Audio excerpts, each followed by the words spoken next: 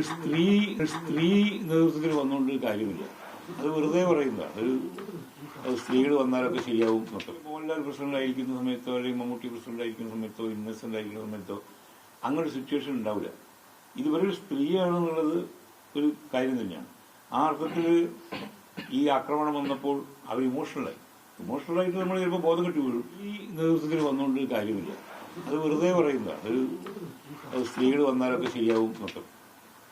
അതൊരു പുരുഷനാണെങ്കിലും സ്ത്രീയാണെങ്കിലും അവർ ഉത്തരവാദിത്വത്തോടെ കാര്യങ്ങൾ ചെയ്യുകയാണെങ്കിൽ പ്രശ്നങ്ങൾ സോൾവ് ആയി മാറുന്നതാണ്. കാരണം ഇത് പടലപ്പിണക്കങ്ങളും പരസ്പരമുള്ള അധികാര വടംവലിയും അധികാര കൊതിയും ഇങ്ങനെയൊക്കെയുള്ളൊരു സംഘമാണ്.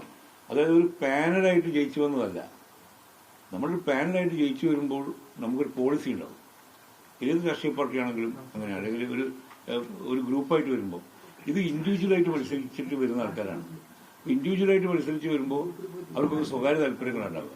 അപ്പോൾ ആ സ്വകാര്യ താല്പര്യങ്ങൾ തമ്മിൽ ഏറ്റുമുട്ടും. അപ്പോഴാണ് പരസ്പര സ്പർദ്ധ വരുന്നു, പോലീസ് കേസിലെത്തുന്നു, മറ്റേയാൾ എന്നെ മോശം പേര് വിളിച്ചെന്ന് പറയുന്നു, അത് കേസാവുന്നു. ഇങ്ങനെ പോലീസ് കേസിലേക്ക് എത്തിക്കുന്ന അവസ്ഥയിലേക്ക് കാര്യങ്ങൾ കൊണ്ടുപോകാൻ ഇടവരുത്താത്ത ഒരു നേതൃത്വം വേണ്ടത്. നേതൃത്വം എന്ന് പറഞ്ഞാൽ നമ്മളെ എതിർ ശബ്ദത്തെ പോലും കൂടെ നിർത്താൻ സാധിക്കുന്ന ഒരു കഴിവാണ്. അതില്ലാത്തതുകൊണ്ടാണ് ഇത്രയധികം പ്രശ്നങ്ങളുണ്ടായത്. തുടക്കത്തിലേ പ്രശ്നങ്ങളായിരുന്നു. ഈ പ്രശ്നങ്ങളൊക്കെ താങ്കൾ എപ്പോഴും ചൂണ്ടിക്കാട്ടിയിരുന്നു? എല്ലാ മീറ്റിംഗിലും ചൂണ്ടിക്കാട്ടിയിരുന്നു. എല്ലാ മിനിറ്റ്സിൽ നോക്കിയാലും എന്റെ വിയോജിപ്പുകൾ അതിൽ കാണാം. കാരണം നമുക്കിപ്പോൾ രാജിവെച്ച് പോകാൻ എളുപ്പമാണ്. പക്ഷെ എന്നെ തെരഞ്ഞെടുത്ത ആൾക്കാരോട് അവരെന്തിനാണ് തെരഞ്ഞെടുത്തത്? നിങ്ങളവിടെ പോയി കറക്റ്റ് ചെയ്യണം എന്നുള്ള രീതിയിലാണ്. നിങ്ങളവിടെ ഉണ്ടാവുമല്ലോ എന്ന് പറഞ്ഞാൽ പല ആൾക്കാരും ഇപ്പോഴും പറയുന്നതിന്. പക്ഷെ നമുക്ക് ചെയ്യാൻ പറ്റുന്ന പരിമിതിയാണ്. അതായത് നേരത്തെ പറഞ്ഞത്, ഇപ്പൊ ന്യൂനപക്ഷം ഒരാൾ തന്നെ ഒരു ശരിയായ കാര്യം പറഞ്ഞാലും അത് വോട്ടിനിടും. വോട്ടിനിടുമ്പോൾ ഭൂരിപക്ഷം അത് ശരിയല്ല എന്ന് പറഞ്ഞാൽ അതാണല്ലോ നടപ്പിലാവുക.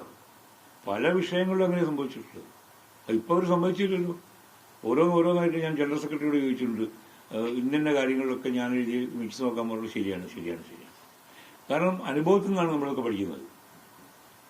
അപ്പൊ ഇവരുടെ അനുഭവക്കുറവുണ്ടാവാം, പരിചയക്കുറവുണ്ടാവാം, ഒരു സംഘടന എങ്ങനെ മുന്നോട്ട് കൊണ്ടുപോകണം എന്നുള്ള അറിവില്ല. ഇതില് ഒരു പ്രശസ്തിക്ക് വേണ്ടിയിട്ടല്ലല്ലോ നമ്മൾ. ഇതൊരു ചാരിറ്റബിൾ ഓർഗനൈസേഷനാണ്. ഫണ്ടുണ്ട്. ഈ ഫണ്ടുള്ളതാണ് മെയിൻ പ്രശ്നം. ഫണ്ടില്ലാത്തൊരു സംഘടനയാണെങ്കിൽ ഒരാരും ഉണ്ടാവില്ല. ആരുണ്ടാവും? അപ്പോ ഈ ഫണ്ട് എങ്ങനെ വിനിയോഗിക്കുന്നു എന്നാണ് മറ്റുള്ളവർ നോക്കുന്നത്. ദൂർത്തടിച്ചു പോകുന്നുണ്ടോ? ദൂർത്തടി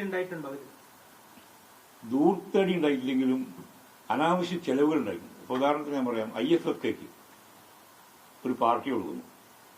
IFFK ഫെസ്റ്റിവലിന് അമ്മ സംഘടന എന്ന അമ്മ ഒരു ചാരിറ്റബിൾ ഓർഗനൈസേഷനാണ്. 3.5-4 ലക്ഷം രൂപ ചെലവാക്കിയിട്ട് പാർട്ടി കൊടുക്കുന്നു. ഞാനതിനെ എതിർത്ത ആളാണ്. ഞാൻ എതിർക്കുകയും എന്റെ വിയോജിപ്പോടുണ്ട്. പക്ഷേ വോട്ടിനിട്ടപ്പോൾ ബാക്കി എല്ലാവരും സപ്പോർട്ട് ചെയ്യുന്നു. ഞാനെന്ന് പറഞ്ഞ് അങ്ങനെ നിങ്ങൾ കൊടുക്കുകയാണെങ്കിൽ അവിടെ വരുന്ന ഡെലിഗേറ്റ്സിന് കുടിക്കുന്ന വെള്ളം, ഒരു കുപ്പിവെള്ളം കൊടുക്കും ഫ്രീ ആയിട്ട്, അല്ലെങ്കിൽ അവർക്ക് ബാഗ് കൊടുക്കും.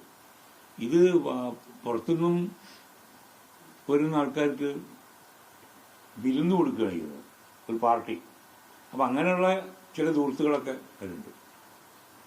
ചുരുക്കത്തിൽ അമ്മ പൊതുസമൂഹത്തിൽ കോമാളിക്കൂട്ടായി മാറുക അങ്ങനെ എല്ലാവരും ഇല്ല, കുറെ ആളൊക്കെ കോമാളികളായിട്ടുണ്ട്. അങ്ങനെയാണല്ലോ കരുതുന്നത്. കാരണം നിങ്ങൾ മാധ്യമങ്ങളിൽ ദിവസത്താണല്ലോ പ്രധാന വാർത്ത. നിങ്ങൾക്കും താല്പര്യത്തിലാണ്. അപ്പൊ സ്വാഭാവികമായിട്ടും ഇതിന്റെ ഒരു അന്തസ് പോയി. ഈ കഴിഞ്ഞ ജനറൽ ബോഡിയിൽ പ്രസിഡന്റ് രാജിവെക്കുന്നു എന്ന് പറയുന്നു. പിന്നീട് ഒരു അഡ്ഹോക്ക് കമ്മിറ്റിയെ നിയോഗിക്കുന്നു. പക്ഷെ ഇപ്പോ പ്രസിഡന്റ് പറയുന്നു ഞാൻ രാജിവെച്ചിട്ടില്ല, വൈകാരികമായി പറഞ്ഞതേ ഉള്ളൂ എന്ന് പറയുന്നു. ഈ അഡ്ഹോക്ക് കമ്മിറ്റിക്കാണ് പ്രവർത്തിക്കാനും പറ്റാൻ സാധ്യത. ഈ രണ്ട് കാര്യത്തെ എങ്ങനെ കാണുന്നു? ഈ രാജി എന്നത് വാക്കുകൾ കൊണ്ട് മാത്രമാണോ ചെയ്യേണ്ടത്, അതോ ഡോക്യുമെന്ററി ആയിട്ട് ചെയ്യേണ്ടിയിരുന്നതാണ്? അത് പ്രസിഡന്റിന്റെ ഭാഗത്ത് നിന്ന് വന്ന വലിയൊരു വീഴ്ചയാണ്. ബട്ട് ആ സിറ്റുവേഷനിൽ ഒരു വെച്ച് നോക്കുമ്പോൾ അവർ ഇമോഷണലായിട്ട് അവരെ ഭയങ്കരമായി ടോർച്ചർ ചെയ്തു. അവിടെ ഒരു സംഘം ഇവരെ ഒറ്റയ്ക്ക് ടോർച്ചർ ചെയ്യണം. ഇപ്പോൾ ഞാൻ ചോദിക്കുക, മോഹൻലാൽ പ്രസിഡന്റ് ആയിരിക്കുന്ന സമയത്തോ അല്ലെങ്കിൽ മമ്മൂട്ടി പ്രസിഡന്റ് ആയിരിക്കുന്ന സമയത്തോ ഇന്നസെന്റ് ആയിരിക്കുന്ന സമയത്തോ അങ്ങനെ ഒരു സിറ്റുവേഷൻ ഉണ്ടാവില്ല. ഇതുവരെ ഒരു സ്ത്രീയാണെന്നുള്ളത് ഒരു കാര്യം തന്നെയാണ്.